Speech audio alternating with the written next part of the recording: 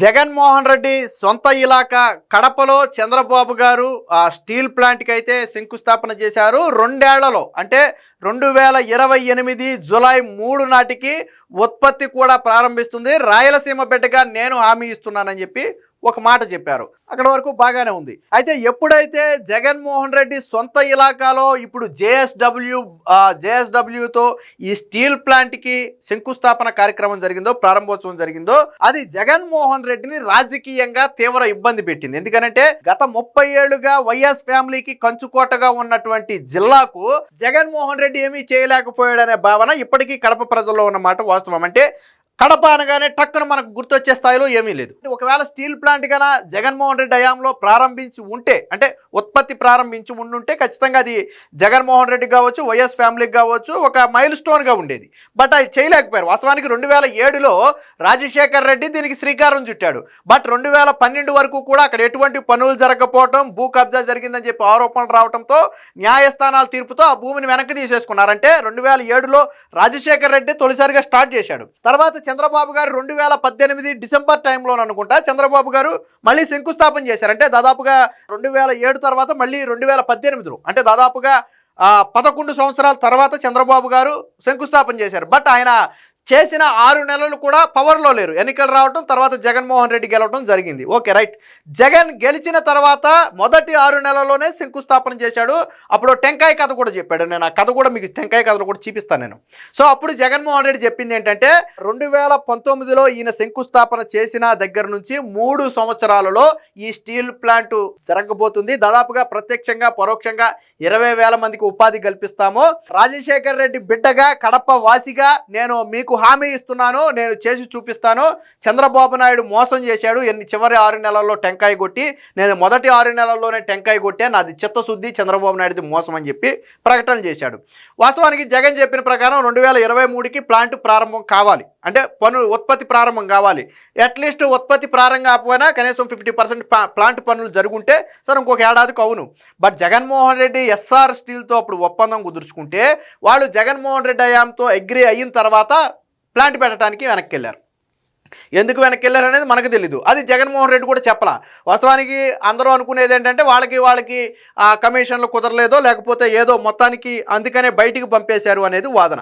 మళ్ళీ 2023లో జగన్మోహన్ రెడ్డి ఫిబ్రవరిలో అనుకుంటా 2023లో మళ్ళీ రెండోసారి శంకుస్థాపన చేశాడు. సిగ్గేంటంటే జగనే సీఎంగా ఉండి 2 సార్లు శంకుస్థాపన చేయటం స్టీల్ ప్లాంట్కి. సరే, గతంలో చంద్రబాబు నాయుడు చేశాడు, అది పరిగణలో లేదు, నేను చేశానంటే ఒక దారి, ఓకే, రైట్, ఎందుకంటే పనులు ప్రారంభించలేదు కాబట్టి. కానీ నువ్వు శంకుస్థాపన చేసిన మళ్ళీ 3 ఏళ్ల తర్వాత శంకుస్థాపన చేసి మళ్ళీ 3 ఏళ్లలో ఉత్పత్తి ప్రారంభిస్తామని చెప్పాడు జగన్మోహన్ రెడ్డి. శంకుస్థాపన చేసిన తరువాత కూడా జగన్మోహన్ రెడ్డి 1.5 ఏళ్లకి పైగా సీఎంగా ఉన్నాడు. అట్లీస్ట్ ఒక పునాది రాయి కూడా పడలా జేఎస్డబ్ల్యూతో. ఎందుకు పడలేదు అనేది జగన్ చెప్పాలి, మనకు తెలియదు. బట్ చంద్రబాబు గారు వచ్చిన తర్వాత 1 ఏడాది పాటు వాళ్ళతో సంప్రదింపులు జరిపి ఇప్పుడు దానికి మళ్ళీ తిరిగి శంకుస్థాపన చేశారు. అయితే ఇప్పుడు ఎప్పుడైతే చంద్రబాబు నాయుడు శంకుస్థాపన చేసి 2 ఏళ్లలో పూర్తి చేస్తానని ఒక మాట చెప్పాడో అది వైసీపీకి రాజకీయంగా తీవ్ర సంకటంగా పరిగణించింది. ఎందుకంటే 30 ఏళ్లుగా కంచుకోటగా ఉన్నటువంటి ఫ్యామిలీ 3 సార్లు ఆ ఫ్యామిలీలో సీఎం అయ్యారు. రాజశేఖర రెడ్డి 2 సార్లు, జగన్ ఒకసారి సీఎం అయ్యాడు. అయినా కానీ వాళ్ళు చేయలేని పనిని చంద్రబాబు నాయుడు గారు గన కడపలో చేస్తే ఖచ్చితంగా ఆ గ్రాటిట్యూడ్ అనేది చంద్రబాబు నాయుడుకి ఉంటుంది. జగన్మోహన్ రెడ్డి ఫ్యామిలీకి ఒక మచ్చగా మిగిలిపోతుంది. సొంత జిల్లా ప్రజలకు ఏమీ చేయలేదు అనే ఒక భావన ఆ జిల్లా ప్రజల్లో ఉంటుంది అనే భయంతో జగన్మోహన్ రెడ్డి దిద్దుబాటు చర్యలు ప్రారంభించాడు. దిద్దుబాటు చర్యలు అంటే ఎలాగో తెలుసా? మా వల్లే ఈరోజు ఈ స్టీల్ ప్లాంట్ ప్రారంభం కాబోతుంది, మేమే దీనికి అన్నీ ఇచ్చేసాం, చంద్రబాబు నాయుడే 2 ఏళ్ళు ఆలస్యం చేసి మోసం చేశాడు మిమ్మల్ని అని చెప్పి జగన్మోహన్ రెడ్డి ఒక స్టేట్మెంట్ కూడా ఇచ్చాడు. ఒకసారి చూపిస్తా మీకు. రాయలసీమ పారిశ్రామికాభివృద్ధికి కడప ఉక్కు పరిశ్రమ మైలురాయి. మొత్తానికి ఒకటైతే ఒప్పుకున్నాడు ఆయన. రాయలసీమ పారిశ్రామికాభివృద్ధికి కూటమి కట్టుబడింది అనేది ఈరోజు సాక్షిలో వేసినటువంటి ఆర్టికల్ని బట్టి అర్థమవుతుంది. సో ఎన్నో ఏళ్ల నిబద్ధత, నిరంతర శ్రమ వల్లే ఇలాంటి భారీ పరిశ్రమలకు సహకారమంట వైఎస్ఆర్సీపీ అధ్యక్షుడు మాజీ సీఎం జగన్ వెల్లడి. మా ప్రభుత్వ హయాంలోనే జేఎస్డబ్ల్యూని ప్రాజెక్టు డెవలపర్గా ఖరారు చేశాం, భూ కేటాయింపులు చేశాం, అనుమతులు ఇచ్చాం, రోడ్లు సౌకర్యాలు ఇచ్చాం, అన్నీ వేగంగా చేస్తే దాంతో మా హయాంలో పరిశ్రమ పనులు అత్యంత వేగంగా ముందుకు సాగాయి అంటే కనీసం అట్లీస్ట్ ఒక కాంపౌండ్ వాళ్ళు కట్టారా? జగన్మోహన్ రెడ్డి హయాంలో ఏమని రాశాడు ఇక్కడ? పరిశ్రమ పనులు అత్యంత వేగంగా ముందుకు సాగాయి అన్నాడు. ముందుకు పనుల సంగతి వదిలేయండి, కనీసం కాంపౌండ్ వాళ్ళు కట్టారా?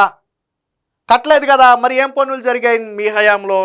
తర్వాత 2 ఏళ్లుగా ప్రాజెక్ట్ పనులు పూర్తిగా నిలిచిపోవడం బాధాకరం అంట. ఇక్కడ 2 ఏళ్ల పాటు నిలిచిపోయినాయి అని చెప్పి జగన్ బాధపడ్డారు కదా. ఒకసారి వెనక్కి వెళ్దాం, గతంలోకి వెళ్దాం. ఇది జగన్మోహన్ రెడ్డి గారు బాధ ఎందుకు పడ్డారో ఒకసారి చూద్దాం. 3 ఏళ్లలో కడప ఉక్కు పరిశ్రమ, ఇది ఎప్పుడు ప్రకటనో తెలుసా? 24 డిసెంబర్ 2019, అంటే 23 డిసెంబర్న ఆయన కడప ఉక్కుకి శంకుస్థాపన చేస్తే 24న ఒక రోజు తర్వాత పేపర్లో వచ్చింది. ఇది 2019లో ఏం చెప్పాడు ఆయన? 2019 డిసెంబర్లో శంకుస్థాపన చేసి ఏమన్నాడు? 3 ఏళ్లలో కడప ఉక్కు అన్నాడు ఆయన. అంటే 2020 డిసెంబర్, 21 డిసెంబర్, 22 డిసెంబర్కి కడప ఉక్కు పూర్తవ్వాలి, 2023లో ఉత్పత్తి ప్రారంభం కావాలి కదా. అయ్యిందా? అవ్వలేదు. మరి ఈ ఆలస్యం ఎందుకు జరిగిందో జగన్మోహన్ రెడ్డి చెప్పాడా? ఇక్కడేం చూడండి, ప్రత్యక్షంగా పరోక్షంగా 25,000 మందికి ఉపాధి, అనుబంధ పరిశ్రమలతో మరింత అభివృద్ధి. మీ బిడ్డ ఇవాళ సీఎంగా ఉన్నాడు కాబట్టే 6 నెలలు తిరగకుండానే ఉక్కు ఫ్యాక్టరీ తెస్తున్నామని చెప్పి ఇక్కడ టెంకాయ కథ ఒకటి చెప్తాను అన్నాను కదా, ఇక్కడే ఉందో చూడండి ఆ టెంకాయ కథ. 5 సంవత్సరాలు అధికారం ఇస్తే 4.5 ఏళ్ళు ఏమీ చేయకుండా ఎన్నికలకు 6 నెలల ముందు ఒక పెద్ద మనిషి వచ్చి ఉక్కు పరిశ్రమ అంటూ టెంకాయ కొడితే దానిని మోసం అంటారు. అధికారంలోకి వచ్చిన 6 నెలలకే పరిశ్రమ నిర్మాణానికి టెంకాయ కొడితే దాన్ని చిత్తశుద్ధి అంటారు. ఇదే ఆయన పాలనకు నా పాలనకు మధ్య ఉన్న తేడా అని చెప్పి ఇది జీవితంలో మర్చిపోలేని ఘట్టం. రాయలసీమ ఆర్థిక ఉద్యోగ ముఖ చిత్రాన్ని మార్చేలాగా ప్రణాళికలని చెప్పారు. సరే, నువ్వు రాయలసీమ మొత్తం ముఖ చిత్రాన్ని మార్చక్కర్లేదు, కానీ అట్లీస్ట్ కడప ముఖ చిత్రాన్ని మార్చుంటే, ఎందుకంటే నీ సొంత జిల్లా, 30 ఏళ్ళ నుంచి నీ కంచుకోట, నీకు మీ నాయనకి అండగా నిలబడినటువంటి జిల్లా, మీ ఫ్యామిలీ నుంచి ఈరోజు 3 సార్లు సీఎంలు అయ్యారు అంటే ఆ జిల్లా ప్రజల సెలవు వల్లే. మరి కనీసం రాయలసీమ మొత్తం వదిలేసి కడప జిల్లాకైనా ఏమైనా చేశారా? చేయరా. ఇక్కడ 3 ఏళ్ళు ఆలస్యం అయితే జగన్మోహన్ రెడ్డికి బాధ కలగల. ఇక్కడ 3 ఏళ్ళు ఆలస్యం అయితే జగన్కి బాధ కలగల. కానీ కూటమి వచ్చాక 2 ఏళ్ళు ఆలస్యం అయిందని చెప్పి జగన్కి బాధ కలిగిందంట. ఎలాగా నాకు అర్థం కాదు అసలు. నువ్వు హయాంలో 3 ఏళ్ళు ప్లస్ తర్వాత ఇంకో 2 ఏళ్ళు, 5 ఏళ్ళు ఆలస్యం జరిగింది, కానీ జగన్ బాధపడాల. ఇంకోసారి శంకుస్థాపన ఎప్పుడు చేసాడో చూడండి. ఇది 2వసారి శంకుస్థాపన. పాపం ఇక్కడ గతాన్ని చెప్పలేదు వీళ్ళు. ఇది ఎప్పుడు వచ్చిందో చూడండి. 16/2/2023 ఫిబ్రవరి 15న 2వసారి శంకుస్థాపన చేస్తే 16వ తారీఖున వచ్చినటువంటి ఆర్టికల్ ఇది. 2023 సాకారం అవుతున్న స్వప్నం జేఎస్డబ్ల్యూ స్టీల్ ప్లాంట్కు భూమి పూజలో ముఖ్యమంత్రి వైఎస్ జగన్ అని చెప్పి, ఇది ఎప్పటి నుంచో కలలగంటున్న స్టీల్ ప్లాంట్ అని చెప్పి ఆయన సరే ఇంకేదో చాలా మాట్లాడాడు అనుకుంటే అది వేరే విషయం. కానీ అంటే నువ్వు 2019లో శంకుస్థాపన చేసింది నువ్వే, 23లో శంకుస్థాపన చేసింది నువ్వే, కానీ నువ్వు 24లో దిగిపోయే టయానికి, 24 మిడిల్కి నువ్వు దిగిపోయే టయానికి ఈ ప్లాంట్లోకి సంబంధించి ప్రహారీ గోడ కూడా కట్ల. కానీ నీ హయాంలోనే మొత్తం జరిగిపోయిందని చెప్పే ప్రయత్నం చేశాడు. దీనికి ఇంకోటి కూడా ఉంది, మీకు చూపిస్తా చూడండి. మీ ప్రభుత్వం అనుమతుల వల్లే స్టీల్ ప్లాంట్కు శ్రీకారం, వైఎస్ జగన్కు ధన్యవాదాలు తెలిపిన జేఎస్డబ్ల్యూ సిఎండి సజ్జన్ జిందాల్ అని చెప్పి ప్రాజెక్టును వేగంగా పూర్తి చేస్తామని చెప్పి ఇక్కడ చూడండి. మీ ప్రభుత్వం అనుమతుల వల్లే స్టీల్ ప్లాంట్కు శ్రీకారం చుట్టామని చెప్పి జేఎస్డబ్ల్యూ చైర్మన్గా ఉన్నటువంటి సిఎండిగా ఉన్నటువంటి జిందాల్ చెప్పాడు అని ఈ వార్త తీసుకున్నాడు. వాస్తవానికి ఆ వేదిక మీద ఎక్కడా కూడా జగన్ గురించి కానీ, జగన్మోహన్ రెడ్డి గతంలో జరిగిన దాని గురించి కానీ ఒక్క మాట కూడా మాట్లాడలేదు. ఆయన మాట్లాడింది చంద్రబాబు గారి గురించి మాట్లాడాడు. సరే, ఏ ప్రభుత్వం ఉంటే ఆ ప్రభుత్వం గురించి మాట్లాడతారు అనుకోండి.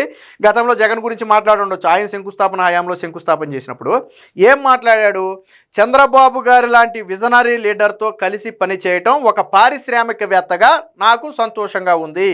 మనం అందరం ఇవాళ గురించి రేపు గురించి ఆలోచిస్తాం, చంద్రబాబు గారు 25 సంవత్సరాలు ముందు గురించి ఆలోచిస్తారు.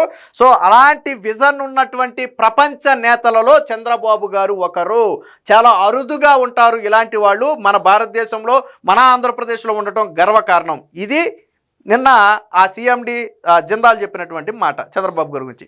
బట్ జగన్ గురించి ఎక్కడైతే చెప్పలా. అయితే ఇక్కడ జగన్కు ధన్యవాదాలు తెలిపారు అనడానికి ఒక రీజన్ ఉంది. ఏంటంటే ట్విట్టర్లో జగన్మోహన్ రెడ్డి ఏంటంటే ఈ జిందాల్ ఏదైతే స్టీల్ ప్లాంట్ ఆంధ్రప్రదేశ్లో కడపలో స్టీల్ ప్లాంట్ ప్రారంభిస్తున్నామని చెప్పి ఒక ట్విట్ పెడితే దానికి జగన్మోహన్ రెడ్డి రెస్పాండ్ అయ్యాడు. రెస్పాండ్ అయితే దానికి ఆయన థ్యాంక్ యూ చెప్పాడు. అంటే జగన్మోహన్ రెడ్డి ఏదైతే ట్విట్టర్లో శుభాకాంక్షలు తెలుపుతూ వేగంగా పూర్తి చేయాలని ఆకాంక్షించాడో దానికి జిందాలు తిరిగి రిప్లై ఇచ్చాడు.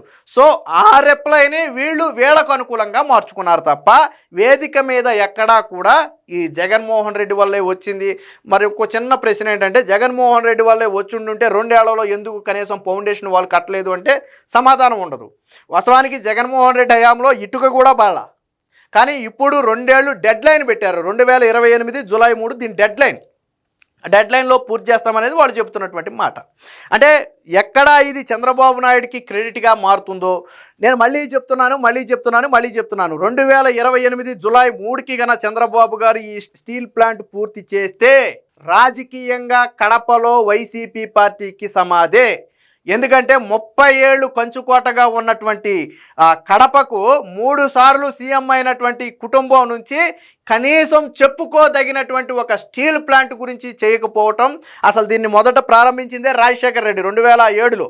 తర్వాత చంద్రబాబు గారు చేస్తే 6 నెలల్లో ఆయన సీఎం పదవి నుంచి దిగిపోయాడు. తర్వాత జగన్ 5 ఏళ్ళు సీఎంగా ఉండి ఈ స్టీల్ ప్లాంట్కి ఇటుక కూడా వేయాల. కనీసం ఆయన ఉండగా పనులు జరుగుతుండే ఆయన సీఎంగా దిగిపోతే సరేలే ఆయన హయాంలో ప్రారంభమైంది, తర్వాత కొనసాగిందిలే, దానికేముందిలే అనుకోవచ్చు. బట్ ఇటుక కూడా పడలేదు. ఎందుకు మధ్యలో ఎస్ఆర్ జగన్మోహన్ రెడ్డి నుంచి బయటకు వెళ్ళిపోయింది, మళ్ళీ జేఎస్డబ్ల్యూని ఎందుకు తీసుకొచ్చారు అనేది జగన్మోహన్ రెడ్డి చెప్పాలి. ఇందులో ఇంకో ట్విస్ట్ ఏంటంటే, ఈ జేఎస్డబ్ల్యూని రాష్ట్ర ప్రభుత్వం తరిమేస్తుంది అని చెప్పి ఇదే సాక్షిలో కథనాలు రాశారు కొద్ది రోజుల క్రితం. ఒక 3-4 నెలల్లో, ఒక 5-6 నెలల క్రితం జేఎస్డబ్ల్యూను, జగన్మోహన్ రెడ్డి తెచ్చిన జేఎస్డబ్ల్యూని రాష్ట్ర ప్రభుత్వం తరిమేస్తుంది, కక్ష సాధిస్తుందని వార్తలు రాశారు. ఈ రోజేమో అదే జేఎస్డబ్ల్యూకి శుభాకాంక్షలు తెలుపుతూ జగన్ ట్వీట్ చేశాడు. అంటే చూడండి వీళ్ళు రాజకీయంగా ఎలా వాడుకుంటారు అనడానికి ఇది ఒక ఉదాహరణ. ఏది ఏమైనా కడప స్టీల్ ప్లాంట్ 2028కి పూర్తయితే రాజకీయంగా వైసీపీ పార్టీకి కడపలో గడ్డు పరిస్థితి ఏర్పడుతుందనడంలో ఎటువంటి సందేహం లేదు.